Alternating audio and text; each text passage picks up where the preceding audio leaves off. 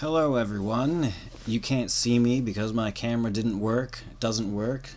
I don't know, I have a problem with electronics because I try to put the videos on my desktop and it tells me that something or other is in use, and I don't know, just a bunch of garbage that I don't want to deal with.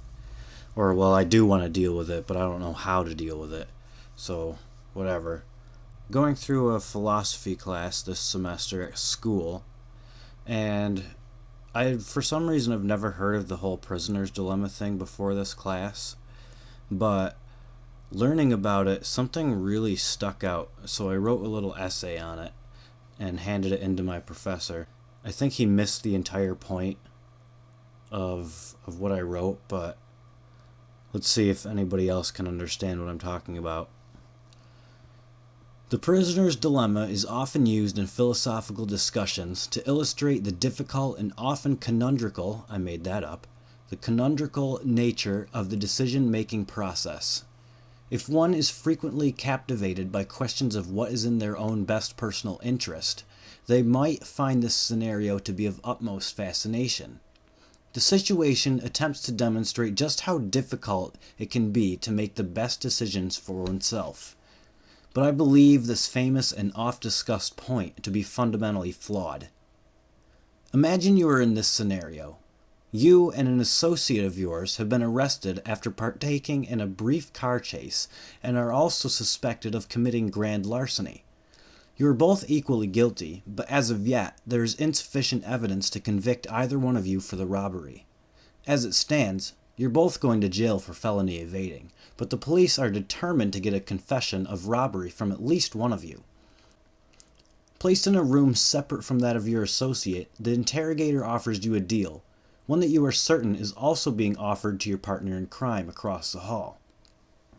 You're already aware that they can only charge you with felony evading without a confession, and although they'll likely take you to court in an attempt to prove your guilt in the case of grand larceny, you're confident that the evidence against you is shaky at best. The sentence for felony evading is 1 year at most. Here's what we'll do for you, the detective begins. We already know that you're both guilty, and if you confess first, we'll let you off with 2 years jail time, and Big Mouth across the hall will get 10. But if your buddy happens to open his mouth before you, he'll be the one getting off easy, and you'll be stuck here till your wife reaches menopause. He looks you squarely in the eye and grins, obviously proud of his interrogation techniques. And if you both confess, you'll both get 5, interjects the cop who stands ominously in the corner, promptly garnering a contemptible glance from the detective.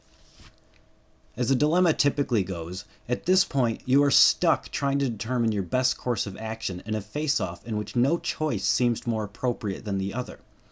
For the ethical egoist, confessing is both appropriate, guaranteeing that you avoid the 10-year sentence, and inappropriate, eliminating the possibility of a 1-year sentence.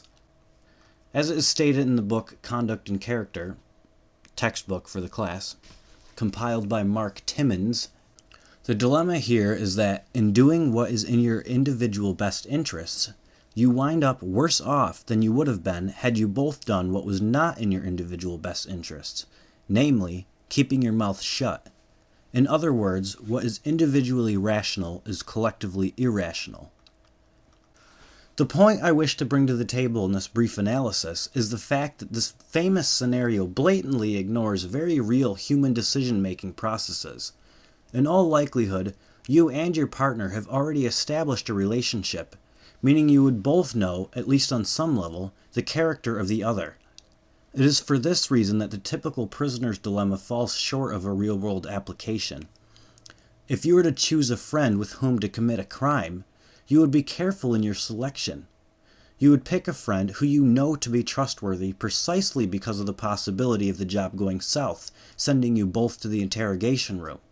You have invested time, effort, and emotion in getting to know this person, and thus have determined in your mind whether or not you believe them to be a likely snitch. If they have proven themselves to be trustworthy in the past, you will continue to trust them in the current situation. You may have spent years getting to know this person and established a mutually beneficial relationship. You would very likely wish for such a relationship to continue long term, and hence would be much less likely to rat them out in an interrogation. In a scenario where your partner was recruited using Craigslist, you would have invested very little effort in gaining their trust or earning their friendship. In this case, you would likely care very little for their long-term well-being or for establishing a sustained friendship.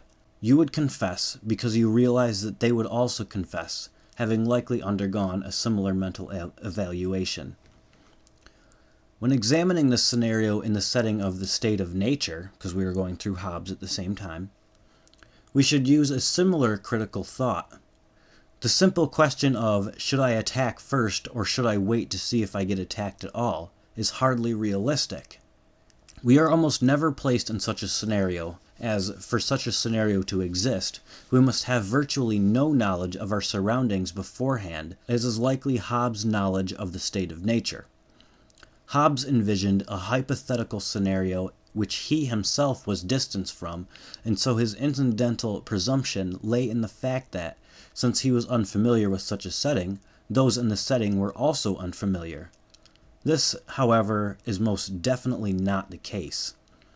As modern humans, the pre-Neolithic and Neolithic periods are vastly unfamiliar to us. We imagine a mysterious and dangerous time in which our lives and possessions are at constant risk. This is precisely because we are unfamiliar with it, however, and have little to no comprehension of what such a setting would consist of.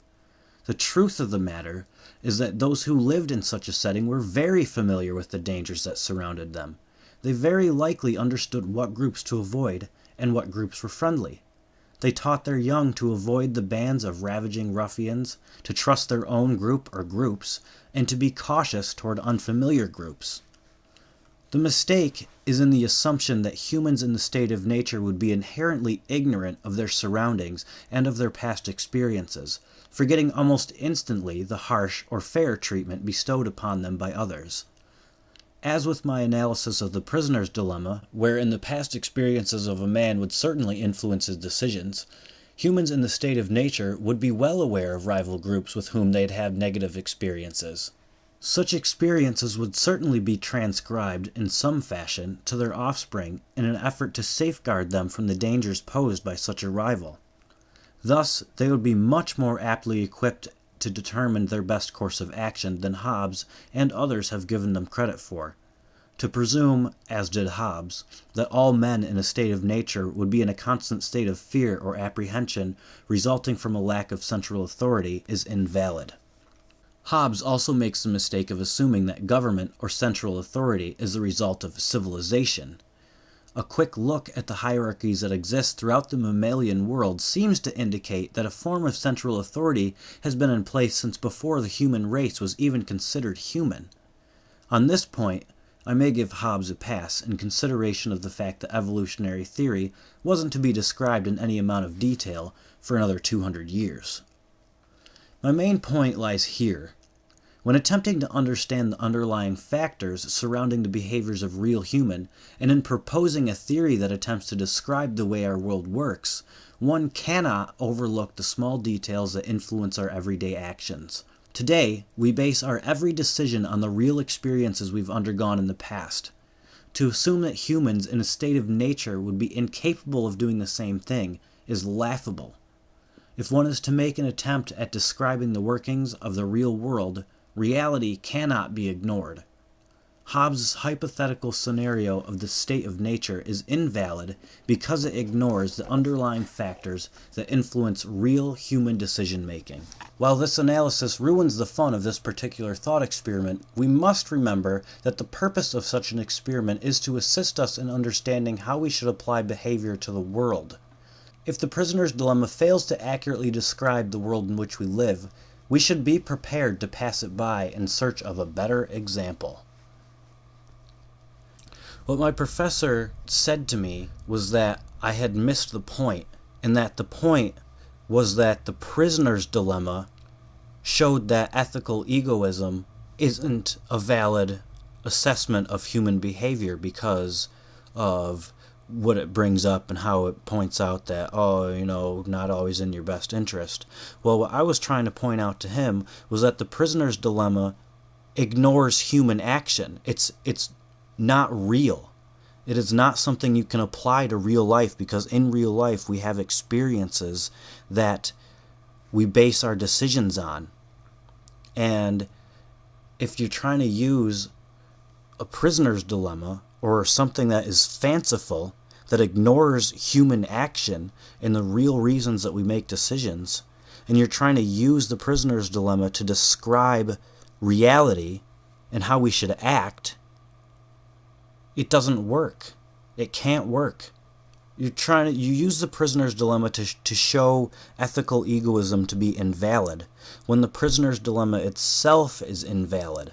So you can't invalidate a theory by using an invalid theory.